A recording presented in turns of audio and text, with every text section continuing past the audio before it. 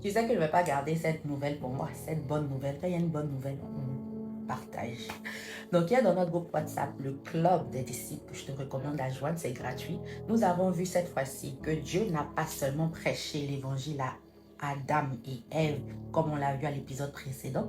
Il a prêché l'évangile à Abel et à Caïn. Comment?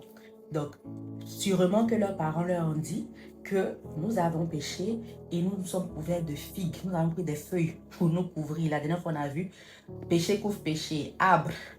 Ils ont mangé fruit de arbre, ils ont péché. Cette fois-ci, ils ont pris les feuilles d'arbre pour se couvrir.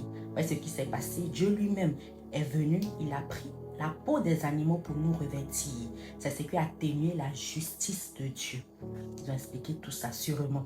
Maintenant, cette fois-ci, c'est au tour d'Abel et de Caïn. Chacun devait venir donner un sacrifice à Dieu. Et chacun d'eux a envoyé un sacrifice à Dieu. Chacun envoyait le meilleur de ce qu'il avait. Un était berger, l'autre était cultivateur. Donc, Abel, il envoyait les premiers-nés. C'est pas rien, il n'a pas pris n'importe quel animal. Les premiers-nés de son troupeau avec leur graisse. Et son frère Caïn, il a envoyé aussi les premiers-nés, la Bible dit, les premiers fruits, voilà, de ce qu'il avait. Donc, chacun envoyait ce qui est bon. En grandissant à l'école de dimanche, on nous dit que voilà, Abel il envoyait les bonnes choses et Caïn il a juste pris n'importe, genre Dieu mange pas salade quoi, il a pris n'importe pour donner. Non, il a aussi emmené les premiers fruits. Mais seulement quelle est la différence? La différence c'est que le sacrifice d'Abel a été approuvé par Dieu parce que il a utilisé l'animal. On ne se rapproche pas de Dieu par nos propres moyens. On se rapproche de Dieu par la voie que Dieu lui-même a illustrée. Quand la première histoire, Adam et Ève avaient péché, c'est l'animal qui a été là. Qu'est-ce que Caïn, son message représente? C'est venir à Dieu de par nos propres forces, avec ce qu'on pense que Dieu a besoin, et non de suivre la voie de Dieu. Dans l'histoire précédente, je le disais dans le vlog précédent, que Abel avait compris le message et il a donné à Dieu ce que Dieu veut. Caïn a donné à Dieu ce qu'il a et non ce que Dieu veut. Qu'est-ce que toi aussi, de façon pratique et moi, nous donnons à Dieu? Est-ce que nous donnons à Dieu ce que Dieu recherche, ce que Dieu veut pour assoupir, pour satisfaire sa justice, son amour, pour satisfaire son esprit, ou nous lui donnons ce que nous voulons? Et comment ça s'applique à nous aujourd'hui? Nous devons donner à Dieu ce que Dieu recherche. Dieu dit, ou la Bible dit, que Jésus est le chemin, la vérité, la vie. Je ne cesserai de vous le dire. On va à Dieu, non pas par nos sacrifices, non pas par nos efforts, non pas par nos moyens. On se rapproche de Dieu par le sacrifice ultime de Jésus-Christ à la croix. C'est ça en fait. Donc c'est pas tu as jeûné 30 fois par jour ou bien par semaine, par mois ou bien voilà tu as lu ta Bible. Tout ça c'est bien, c'est pas mauvais, ce sont des exercices spirituels pour nous aider à rester disciplinés. Mais ce qui nous rend juste, ce qui nous rend visible aux yeux de Dieu, c'est l'œuvre de la croix. Tellement facile, hein? Dieu cache les grandes choses dans les choses folles de ce monde. Comment? C'est parce qu'il nous dit, il suffit de croire. Il suffit de l'accepter et de croire. C'est tellement facile. Et aujourd'hui, est-ce qu'on est toujours dans les sacrifices d'animaux? Non. Non, on ne soit pas dans les sacrifices d'animaux. Est-ce qu'aujourd'hui, on est toujours dans le labeur pour lui plaire? Pas du tout. À l'image de Caïn. On ne veut plus de ça. Qu'est-ce qu'il faut faire? Laissez-moi vous donner quelques images bibliques. Quelques exemples bibliques. Il y a Isaac qui a demandé à son fils Ésaü et Saul, comment vous voulez prononcer, d'aller lui chercher de quoi manger. Il allait le bénir. Et il a donné...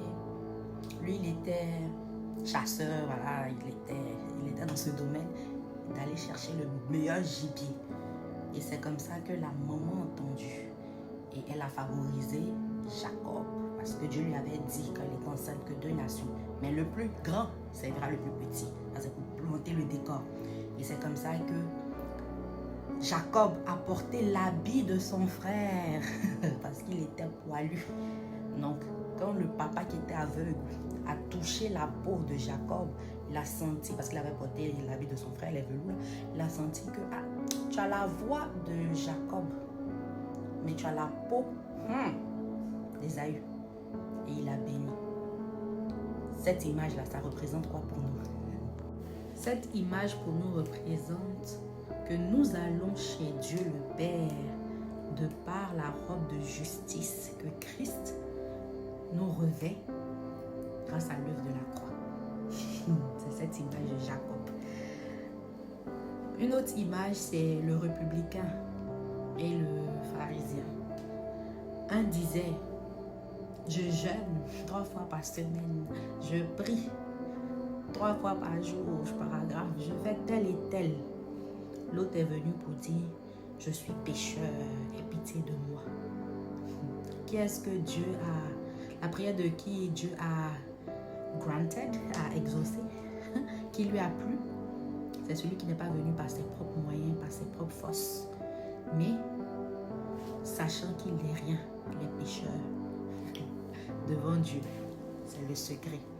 Une autre image biblique, c'est les 2 voleurs à la croix avec Jésus. L'un dit, d'abord tu es le Fils de Dieu, il faut descendre, tu vas nous sauver. L'autre dit, pourquoi il parle comme ça? Que Jésus, souviens-toi de moi quand tu seras dans ton royaume, quand tu seras au paradis. Jésus dit quoi? Aujourd'hui même, tu seras avec moi dans mon royaume. Les 2 images, bien ces 2 personnes nous renvoient à quoi? C'est le même message. Nous renvoie à un groupe de personnes cherche Jésus pour ses propres intérêts et l'autre le cherche pour qui il est. C'est ça. Donc revenons à Abel et Caïn. Dieu prêchait l'évangile à ses frères, disant que vous pouvez m'approcher, faire des sacrifices à moi en utilisant l'ultime sacrifice que Dieu lui-même s'est offert. On ne peut pas venir offrir mieux que ce que Dieu lui-même s'est offert. Dieu lui-même s'est offert un sacrifice. Son Fils unique, celui que son sang parle plus fort que ceux des animaux, celui que son rachat crie plus fort que tout autre autel. C'est ce sacrifice que Dieu regarde. Si on est malin, si on veut faire comme Dieu désire qu'on le fasse, c'est d'entrer sous l'alliance de Jésus-Christ, parce que son alliance est plus forte. Donc c'est un peu ce qu'on a vu. Et la semaine prochaine, on verra comment Dieu, je vous donne le topo, a prêché l'évangile à Abraham. Et là, on va mieux voir l'image. On va mieux voir le substitut. Dans le jardin, Dieu s'est pourvu un substitut. Chez Abraham, Dieu s'est pourvu un substitut. À la croix, Dieu s'est pourvu un substitut. C'est pas nous, on va faire autrement. Et avec tous ces partages, vous savez aujourd'hui, c'est qui le substitut, n'est-ce pas? Dans l'Ancien Testament, là, c'était l'ombre des choses à venir. Dieu nous envoyait un message, Dieu nous faisait comprendre quelque chose. Mais l'ultime substitut, c'est qui? C'est Jésus-Christ, le sacrifice le plus puissant. Le sacrifice qui parle en notre faveur jusqu'à aujourd'hui, après 2000 ans, et continuera de parler en notre faveur jusqu'à ce qu'il revienne. Donc, accepte-le comme ton Seigneur et Sauveur. C'est pas mieux d'accepter et puis devant là-bas, tu es garanti que tu n'as pas accepté, puis devant là-bas, tu regrettes. Accepte-le. Il suffit de quoi? De croire dans son cœur, de confesser de sa bouche qu'il est ressuscité. C'est là que tu seras sauvé. Qu'il est mort à la croix, qu'il est ressuscité, qu'il vit jusqu'aujourd'hui, là, c'est à la croix du Père. Laissez-moi vous donner un bonus. Dieu qui prêche l'évangile à Ève. Trop ma partie. Dieu qui prêche l'évangile à Ève. Si je devais vous poser la question, comment Dieu a-t-il prêché l'évangile à Ève? À Ève. Quand ils ont péché et que Dieu a réparti les différentes conséquences, la seule personne qui l'a maudit, c'est le serpent. Il n'a jamais maudit Adam, il n'a jamais maudit Ève. Il a maudit le serpent. Et à Ève, il lui a donné un message. Il lui a dit que ta semence écrasera la tête du serpent. Et il lui mordra le talon. Mais ta semence. En tant que la femme n'a pas de semence, c'est l'homme qui a la semence.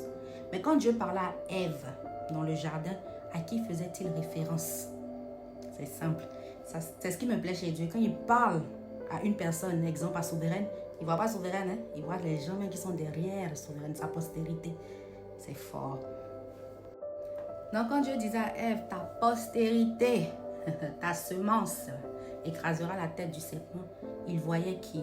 Il voyait Marie. Marie est la seule femme qui a porté en elle une semence, sans aucune main masculine ou sans aucune aide masculine. C'est elle qui a porté la semence. Quand Dieu parle à Ève, il voit Marie. Et cette semence, c'est qui? C'est Jésus-Christ. Lui qui écrase la tête du serpent au travers de l'œuvre de la croix. C'est comme ça que Dieu prêche l'évangile, Dieu prêche le message. Donc dans l'Ancien Testament, quand il parle à quelqu'un, quand il annonce quelque chose, l'image derrière, là, c'est le centre de toute chose qui est Christ, qui est l'accomplissement qu'il est venu manifester. Apocalypse dit que l'agneau de Dieu a été immolé avant la fondation du monde. Et quand il est venu il y a 2000 ans de cela, au plus de 2000 ans, il a manifesté, il a accompli la promesse.